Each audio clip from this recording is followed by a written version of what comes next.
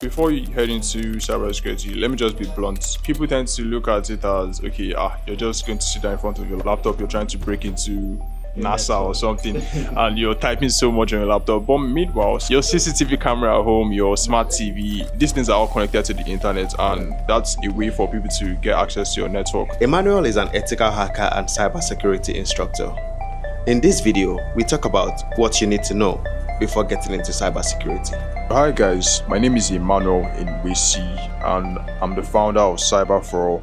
I'm an ethical hacker and I am also a cybersecurity instructor. I'm here once again with Larry. We're here to talk about cybersecurity. My first question is really your journey into cybersecurity. How did you get into cybersecurity? How did you end up here? It's been one hell of a journey. I started when I was very young. I think I used my PS3 to access my father's laptop, and then he asked me how I did it. To be honest, I didn't know how I did it, but just the idea of you being able to actually access devices remotely, I think that sparked some kind of curiosity in me, and since then, I found myself doing programming to game development to basically every field I could get my hands on. I just wanted to explore as much as I could. Then after exploring for a couple of years, I discovered that, okay, it's time to settle down. Maybe I should just pick something. Do you need a degree to get into cybersecurity, or do you just need certifications from like different programs and all that? Okay. If the person is trying to get a job, I think most companies would really appreciate a degree. Most companies would. But I've seen cases where you could get a job with just maybe a certification and enthusiasm. I think that's also enough. So I think it depends on which company you're trying to get into. Is it possible for someone from a non-technical background to get into cybersecurity? Of course. I mean, we all started as non-technical people, so it's very possible for non-technical people to head into cybersecurity, and it's a very rewarding journey. How would someone from a non-technical background, let's say someone who is a product manager, I think that's non-technical, right? Or someone who is a social media manager.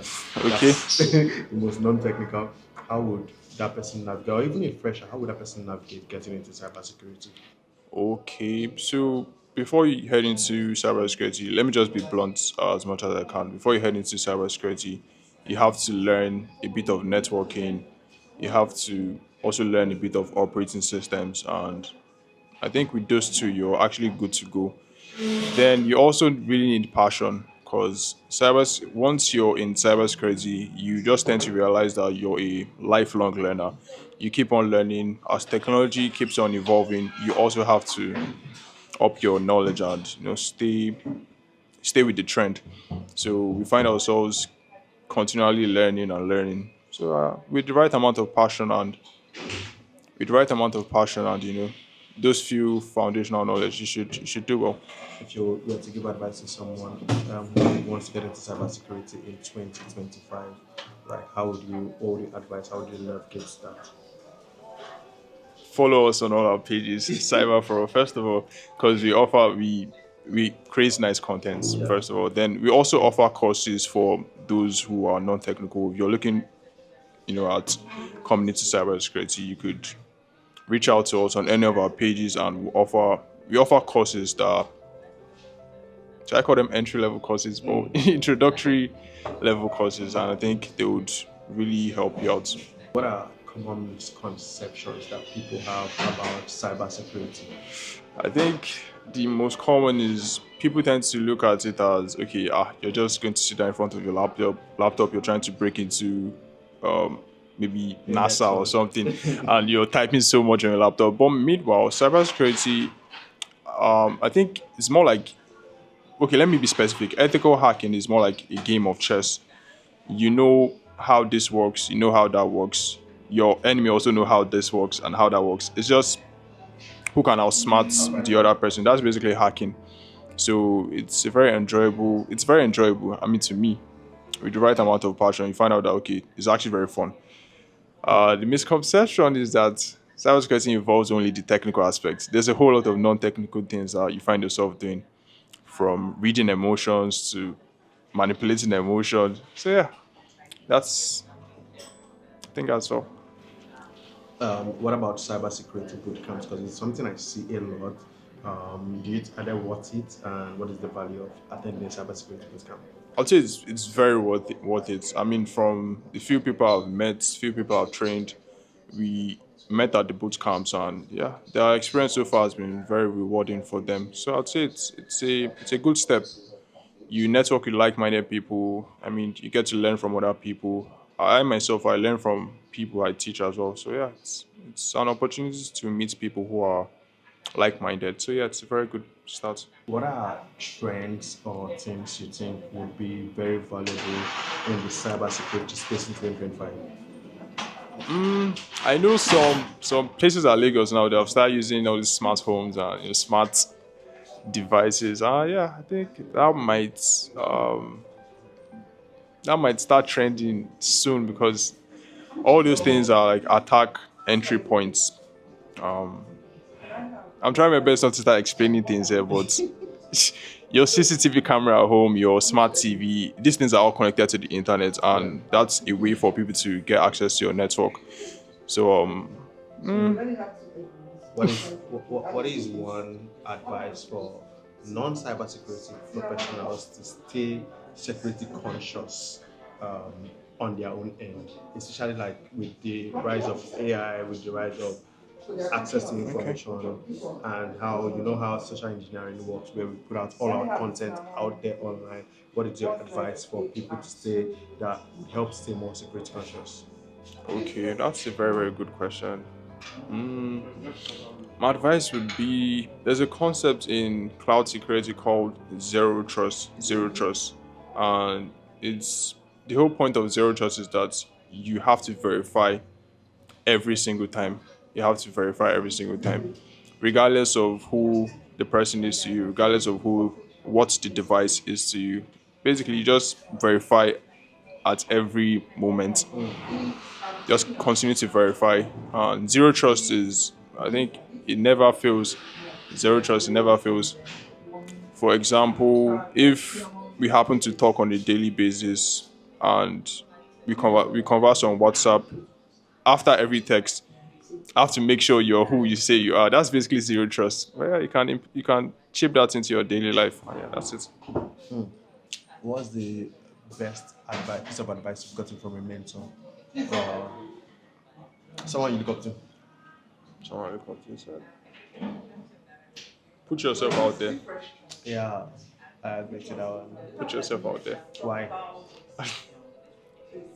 Do you mean why? Why should you put yourself out Ah, you have to put yourself out there. If you're listening to me, put yourself out there. It's very very necessary. You never know. People are watching you. That's the truth. It might not seem like it, but there's people looking up to you. There's people watching you. They're trying to learn from you, and they also see you as a sort of motivation. So yeah, you never know who's looking at you.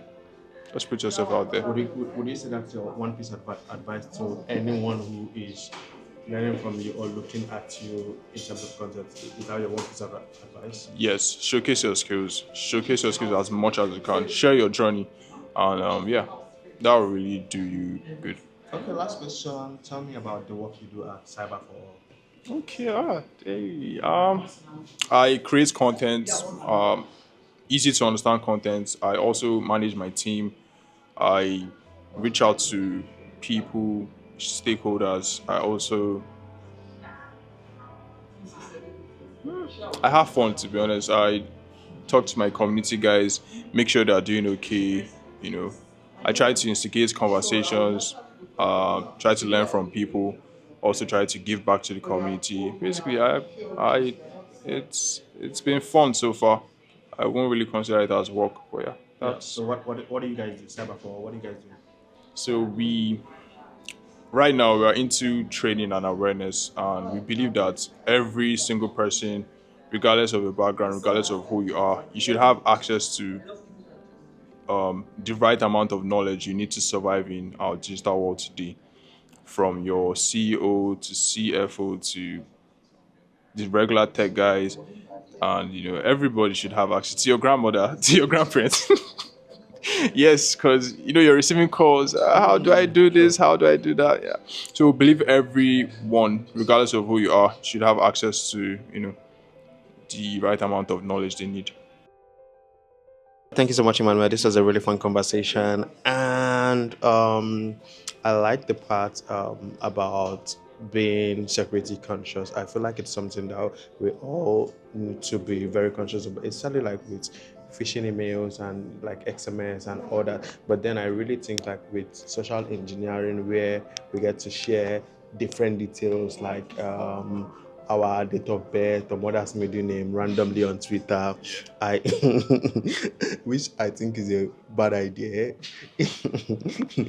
but everyone somehow people still get to do it. And I do think it makes sense to be more security conscious. And I think cybersecurity is going to be a big deal for the next decade. Yeah. Thank you so much for this conversation. All right, so now we're going to actually finish our espresso. I'm not a big fan of the espresso. Actually, I'm not a big fan too. Of You know, espresso it's of of espresso. espresso general. Why? You should have done like a cappuccino. Do you want to change it? Do No, I'm good. you want sugar? I think I have sugar.